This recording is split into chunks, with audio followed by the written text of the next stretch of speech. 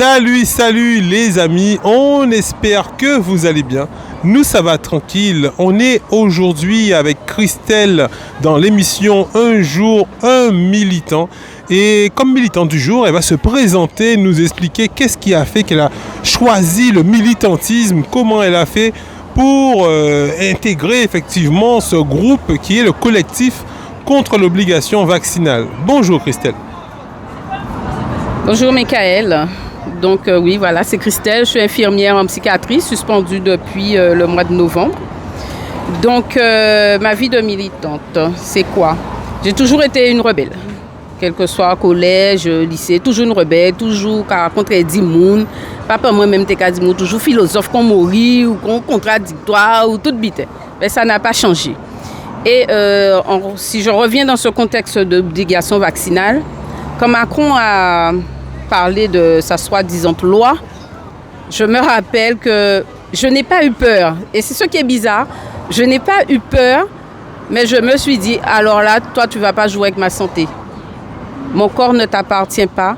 Et le chantage, je suis contre le chantage, surtout un chantage de si haut niveau, puisque c'était sans activité, sans salaire. C'est-à-dire que si je ne suis pas vaccinée, on va d'une part me couper ce qui puisse me réaliser, c'est-à-dire mon activité professionnelle, mais d'autre part, sans salaire, toucher à... C'est une obligation alimentaire en fait, donc on touche aussi à mes enfants. Donc il a décidé de mettre toute ma famille à la rue. Et là, je ne l'ai pas accepté. Donc, je précise bien, c'est souvent que je dis ça, je n'ai pas eu c'est pas une forme de déni, mais j'étais déterminée. On ira jusqu'au bout, on va se battre, sachant que le syndicat était là, puisque je suis aussi dans le syndicat depuis des années. J'ai été membre du CHSCT, après, simple membre, mais toujours dans la lutte parce que je n'aime pas l'injustice. Je n'aime pas qu'on joue avec la vie des gens. Ça ne se fait pas. Nous sommes tous des têtes pensantes et nous avons droit à la parole et au respect. Donc, pour ce militantisme au niveau de l'obligation vaccinale, eh bien, Christelle, qu'est-ce qu'elle fait? Elle est partout. Elle est au niveau des manifestations, des marches, des manifestations culturelles. Tout ce qui montre, en fait, et tout ce qui peut aider à avancer vers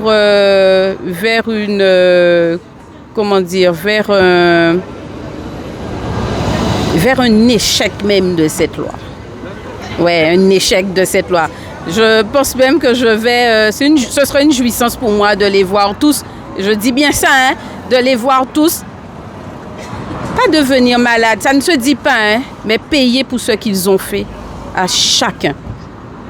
Voilà, et je vais prendre plaisir à voir tout ça. Donc, surtout qu'ils savent que ce qu'ils font, et c'est ce qui est dur, Michael, c'est de voir qu'ils savent que ce qu'ils font, c'est pas bien, que c'est pas bon, et ils persistent.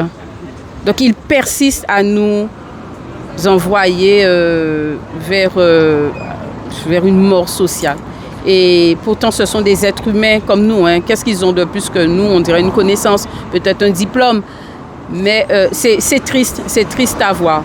Et je ne vais jamais oublier un jour dans une assemblée générale où Gaby Clavier avait dit « Tout bitin qu'a défaite, ton seul bitin pas défaite, c'est l'amour. » Donc, on a parfois des déclics comme ça qui font que si on veut se battre, on peut y arriver. Il faut qu'on soit solidaire. Il faut qu'on comprenne aussi ce qu'on fait. Il ne suffit pas de faire pour faire, mais toujours donner un sens à ce qu'on fait. Et du moment qu'on a compris ça, on avance. J'aurais aussi peut-être peur de dire que plus on avance dans cette mobilisation, mieux je me sens. Il y a des gens qui ont travaillé en psychiatrie, c'est longtemps, ça fait 17 ans que je travaille en psychiatrie. Il y a des gens qui ont travaillé en psychiatrie, à un certain moment, il y a vu une fou et folle, mais en certain temps, pas folle. Parce que je suis déterminée dans ce que je fais, je suis en phase avec moi-même, en phase avec cette personne qui est là, et j'avance. Donc, nous sommes plusieurs. Cette positivité qui règne aussi au sein du BIC, chacun voit la positivité d'une certaine manière. Donc, ça ne veut pas dire qu'en menant une action, on aura un résultat tout de suite. Mais il faut pouvoir trouver dans le négatif, il faut pouvoir trouver une certaine positivité, même si c'est un point. Ce point va permettre de nous amener très loin. Et je suis très attentive à ça. Et c'est ce qui me permet de militer, d'aller chercher toutes les failles. J'aime ça aussi. Les chercher toutes les petites failles. Et montrer que ce qui se passe, c'est inhumain, quoi. Mais justement, Christelle, c'est la question que j'allais te poser parce que c'est un monde quand même de dur à cuire, on va dire. Le militantisme, on voit effectivement à travers les vidéos de Média 97+, Canal 97+, que quand même les militants, ils bravent quand même des personnes qui sont armées. Pourtant, vous n'êtes pas armés. On entend effectivement des « Ouais, mais si, yon bouge, wash en chouayo ». Donc, du coup, toi, tu es une femme. Donc, avec un monde d'hommes virulents, dur de parole, dur en action. Donc, est-ce que justement, ce rapport avec les hommes militants, est-ce qu'il n'y a pas un peu les hommes sont machos ou au contraire, effectivement, il y a des hommes effectivement qui sont très durs en parole, peut-être, mais qui sont très, très doux peut-être. Comment sont ces hommes militants avec vous, les femmes qui militent? Ces hommes militants nous sommes devenus au même point. Hein. Nous sommes égaux là maintenant. Hein. Certes, ils vont peut-être nous protéger, on dira. Je ne vais pas dire que c'est leur rôle, pas du tout. Mais ils savent que ce combat-là, ce ne sont pas que des hommes qui vont mener. Ils seront obligés de faire avec les femmes qui seront là. Et sincèrement, moi, je ne fais pas de différence. Donc, et puis, on se connaît. Je ne vais pas faire en sorte de me mettre en danger. Voilà, je sais jusqu'où je peux aller. Je connais aussi mes limites. Mais s'il faut foncer, je fonce. Donc, les hommes qui sont avec nous, au contraire, ils nous apprennent beaucoup de choses, puisqu'ils ont commandé l'égalité, ils ont commandé toute vitesse, tout le monde aussi, nous sommes aussi forts que, il faut qu'on se mette debout et puis qu'on y aille aussi. Voilà. Alors, au niveau de la vie familiale, tu nous as dit que tu as des enfants. Donc, comment ça se passe? Parce que ça fait déjà plusieurs mois que tu es sans salaire. Vous êtes tous sans salaire. Toi, tu es une femme, tu es une maman. Comment ça se passe familialement pour les enfants? Ils ont besoin de choses. On sait que Timoun a toujours demandé un bitin. Ils ont besoin un dernier livre, un dernier jouet, machin. C'est Noël, c'est Pâques, c'est Carnaval. Comment on peut gérer ça en tant que maman? Donc, au début, c'était un peu difficile. Qu'est-ce qui était difficile? C'était de dire aux enfants, maman n'a pas d'argent, maman ne pourra pas. J'ai peut-être fait ça pendant 2 semaines, sincèrement. Mais après, je me suis reprise et je me suis dit, bon, Christelle, déjà, je leur ai expliqué. Ma famille me soutient énormément, mes enfants me soutiennent. Et il était hors de question, ça c'est Christelle qui parle, il était hors de question que je reste dans cette dynamique. Maman ne peut pas acheter pour toi. Maman ne pourra faire parce qu'elle n'a pas d'argent, parce qu'elle n'a pas d'argent, parce qu'elle n'a pas d'argent. Les enfants, je leur ai expliqué, donc ils doivent comprendre. Et se dire aussi, on ne va pas insister trop, on fera passer. Moi, mes enfants ne m'ont pas embêté sur ce plan-là. Donc, ça a été, c'est gérable. On vit avec les économies, la famille qui nous aide. On ne fait pas de folie. Je n'exagère pas auprès de la famille et puis j'apprends à vivre. Je ne vais pas dire, en bien pas dit ça, j'apprends à vivre. Si c'est lui là, tant ça, il dit, puisqu'il apprend à vivre, nous qui quitter bitaille. Non, on apprend à vivre sur le moment avec ce qu'on a, mais ça n'empêche pas que les choses puissent évoluer. D'accord? Donc, non, ça va, on gère au mieux. Alors, tu as parlé des élus, donc justement, on va rebondir dessus. Les élus, effectivement, hier, il y avait 2 élus, 2 députés qui étaient sur le BIC Résistance, juste derrière toi, où il y a aujourd'hui pas mal de personnes qui attendent pour le 5e Lacou Santé en soirée du mardi soir.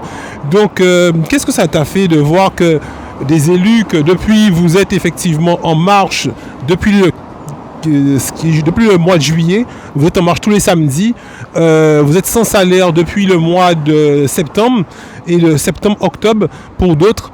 Qu'est-ce que ça te fait de voir que maintenant les élus viennent? Est-ce que tu te dis vaut mieux tard que jamais? Tu vois ça de façon positive? Quel est ton regard en tant que femme et en tant que militante sur le passage des députés de hier?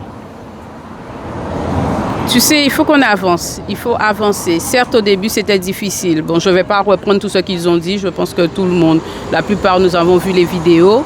Je dirais, seuls les imbéciles ne changent pas d'avis. Donc, c'est toujours bien. Le but pour nous, c'est d'avancer. Il ne faut pas qu'on se trompe d'objectif aussi. Le but, c'est d'avancer. Mais il faut qu'ils comprennent que on ne va pas rester à blablater, là, à répéter des choses qu'on répète depuis 1 an, depuis quelques mois. Ils savent nous pas ni salaire, ils savent nous pas ni travail, ils savent tout le monde en détresse. Maintenant, c'est appliquer ce qu'ils disent depuis quelques mois avant les élections. Donc, réintégration du personnel et paiement des salaires et puis, bien sûr, indemnité, les dommages et intérêts. D'accord? Donc, maintenant, on attend des actions. Donc, nous ne sommes plus dans le cadre de palabrer, mais on va agir. Et c'est ce qu'on attend de maintenant.